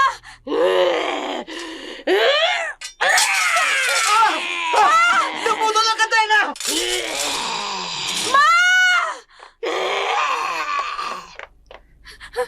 Nakawala siya! Nakawala si Mama! Susundan ko siya! Hindi mo na magagawa. Malayo na siya. Mabilis siya maglakad. God, buong buhay ko, namuhay ako sa lihim naming pagkatao. Ito ba ang dahilan kung bakit madalas naglilihim sa akin si Mama? Hindi niya sinasabi na may ganito kaming pagkatao. Kung aswang ang mama mo, aswang si Sarah, aswang ka rin. Pero wala akong nararamdamang kakaiba sa sarili ko. Hindi kaya si Sarah, ganun din ang nararamdaman niya. Masyado siyang malihim. Masyadong word. Yung akala ko okay kami. Tapos biglang magbabago ang mood. Hindi. Kung may ganun siya, hindi siya mabibiktima ng congressman na yon. Siya na lang makasasagot ng lahat. Siya ang makapagsasabi ng totoong nangyari sa kanya. Pakiusap. Huwag mong sasabihin kahit kanino ang natuklasan mo. Kayo na lang pamilya kong kumilala sa akin. Nagparanas na bahagi ako ng mundong ito. Mula nang itakwil ako ng mga tito ko, wala silang sinabi tungkol sa mga magulang ko. Kayo ang nagparanas sa akin na mahalaga ako sa mundong ito. Hindi ko makakayang siraan si Tita Fe. Handa ako siyang tulungan kahit sa anumang paraan. Ang kasong sexual assault laban kay Congressman Reyes naging mas malakas pa nang lumantad si Gabo bilang star witness. Detalyado niyang nailarawan ang nakita niya ng mga gabi na yun, kung paano ginamit ni Congressman ang kanyang posisyon upang makalapit kay Sarah. Ang mga scholarship documents na ginamit niya upang makuha ang personal information ng mga estudyante ang naging ebidensya laban sa kanya. Sunod-sunod na lumantad ang mga kababaihan na dating biniktima rin ni Congressman. 3 babae, lahat ay dating mga scholar. Natatakot lamang magsalita noon dahil sa impluensya at kapangyarihan ng akusado. Ngunit ngayon, nakakita sila ng pag-asa sa hustisya. Nagkaroon sila ng lakas ng loob para mag-testify. Umuusad ang kaso at tila makakakuha na ng hustisya si Sarah. Tuluyan ang gumaling ang dalaga mula sa mga pinsalang natamo niya. Handa niya nang sabihin ang buong katotohanan. Ngunit isang nakagugulat na balita ang dumating. Nakapagbayad ng malaking piyansa si Congressman Reyes. Nakalabas ito habang umuusad pa rin ang kaso. Ang takot at pangamba muling bumalik sa mga tao, lalo na nang malaman niyang may kakayahan pa ring makagalaw si Congressman sa labas. Ang mga witness ay nagsimulang mag-alala para sa kanilang kaligtasan. Isang umaga, isa na namang nakagigimbal na balita ang kanilang nasagap. Natagpuang patay na si Sarah sa kanyang kwarto ayon sa mga doktor. Natural cause raw ang sanhi ng pagkamatay, ngunit ang mga nakakikilala sa kanya hindi naniniwala sa naturang pahayag. Pinagbintangan kaagad si Congressman Reyes na may kinalaman sa pagkamatay ng dalaga, ngunit matatag niyang pinasubalian ang lahat ng akusasyon. Sa harap ng mga kamera, nagpahayag siya ng pakikiramay at umuulit na walang kinalaman sa mga nangyari. Malungkot ding inilibing si Sarah. Ang pag-asa na makamit ang hustisya tila unti-unting naglalaho kasama ng kanyang pagkamatay. Ang taong makapagsasabi sana ng buong katotohanan ay wala na. Matapos ang libing, naging tahimik si Sarina at Leonard. Ngunit hindi mapanatag si Leonard. May alam siyang lihim tungkol kay Sarah na hindi niya sinabi kahit kanino. Isang gabi, hindi niya na nakaya pa napasanin ang nasa kanyang dibdib. Kinausap niya si Sarina. Inilandad ang katotohanan na matagal niya nang itinatago tungkol kay Sarah. Alam ko ang lihim ni Sarah. Anong ibig mong sabihin? Nakita ko siya. Nakita ko siyang nagbabago ng anyo. Katulad ng nangyari kay Tita Pe. Isang gabi, hindi ako makatulog. Narinig ko siyang lumabas ng kwarto. Sinundan ko siya. Nakita ko kung paano siya nag-iba. Aswang din si Sarah. Bakit hindi mo sinabi sa akin? Dahil kinausap ko siya pagkatapos nun. Nasabi niya sa akin, ayaw niya maging aswang. Hindi niya kayang tanggapin ang tunay niyang pagkatao. Sinabi niya kung kamatayan ang susi para mawala ang sumpa, gagawin niya yun. Ibig mong sabihin, Maaaring tinanggap niya na lang ang ginawa ni Congressman sa kanya. Hindi dahil hindi niya kayang lumaban, kundi dahil alam niyang yun lang ang paraan para makalaya siya sa sumpa ng inyong lahi. Sa huli, ang katotohanan ay mas komplikado pa sa inaakala nila. Si Sarah, hindi lamang biktima ng isang makamundong krimen, kundi pati na rin ng isang sumpa na dala ng kanilang dugo. Sa kanyang pagkamatay, natagpuan niya ang kapayapaan na matagal niya nang hinahangad, ang paglaya sa pagkakaiba na hindi niya kailanman kayang tanggapin sa kanyang buhay. Ilang linggo matapos ang libing ni Sarah, nagsimula ng magplano ng paghihiganti sina Sarina at Aling Pe. Mananahimik na lang sana sila, ngunit nang ipapatay ni Congressman si Sarah, doon tumindi ang galit na mag-ina sa kanya. Sa isang private resort sa malayong lugar, naghihintay si Congressman Reyes ng isang napakagandang babae na ipinakita sa kanya. Hindi niya alam na ito si Sarina. Inayusan, naka-makeup, pinaganda upang hindi siya makilala. Ang dating simpleng dalaga ay naging isang stunning na babae, kaakit-akit at nakatatawag ng pansin. Buong akala ni Congressman, isang bagong customer ang kanyang makakasama. Talaga kapag may pera, I can get what I want. I can have what I want. Lahat ng gusto ko, nakukuha ko. maganda pala kapag may pera. Totoo pala ang kasulatan. Money is the root of many evil. Siyempre. Tingnan mo nga. Nandito ka ngayon sa harap ko.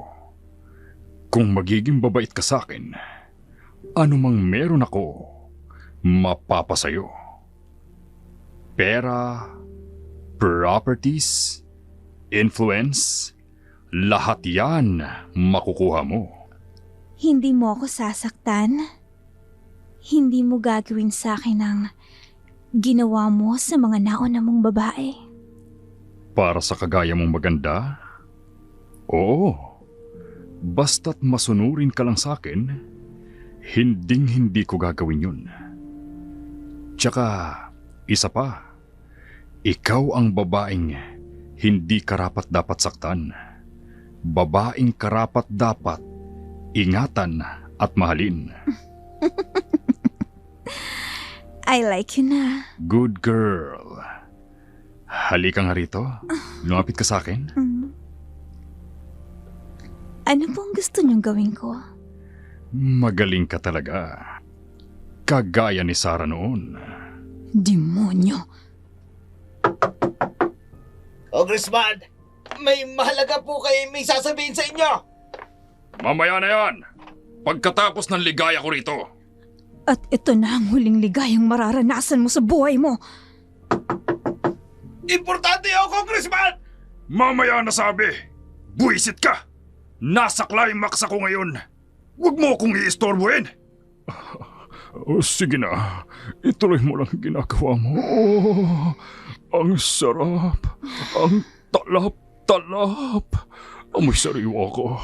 Pero magaling. Oh. Narinig mo na ba ang sinasabi? Kung ang kanan mong mata ang sanhi ng iyong pagkakasala, dukutin mo ito at itapon. Sapagkat mabuti pang mawalan ka ng isa sa mga bahagi ng iyong katawan kesa ang buong katawan mo ay mapatapon sa impyerno. Oh, simulan mo na kasi.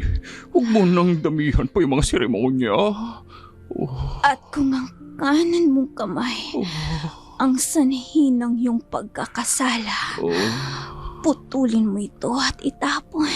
Bilisan mo. Sapagkat mabuti pang mawalan ka ng isa sa mga bahagi ng iyong katawan kesa ang buong katawan mo ay mapunta sa impyerno. Okay lang. Okay lang. Basta kung sa impyerno, kasama kita. Oh, talap-talap talaga. Kung kaligayahan mo ang sanhi ng iyong pagkakasala, mabuti pang putulin kesa Anong ginagawa mo? Teka! puputulin ko ang kaligayahan mo para kay Sarah at sa lahat ng mga batang sinaktan mo. Ang hustisya ay hindi laging nadadaan sa korte. Sa aming mga aswang, ang hustisya ay iginagawad mismo sa taong gumawa nito. Ang pamilya mismo ang gaganti sa ginawa mong pagpatay at paglapastangan sa anak ko. Demonyo kayo! Kapul kayo ng mga demonyo! Ikaw ang mas demonyo dahil sa ginawa mo. Ngayon mo sabihin na pag may pera ka, magagawa mo ang lahat ng gusto mo. You can get what you want! Tingnan natin kung may magawa mo ang pera mo para maibalik ang kaligayahan mo! Ibalik na yan! E di ibalik. Ma! Nga! Anong gagawin niyo, Ma? Ako na ang gagawa, anak. Ikaw ang pumutol. Pero akong magbabalik. Pero sa bunganga niya, nga! Kainin mong kaligayahan mo! Nga!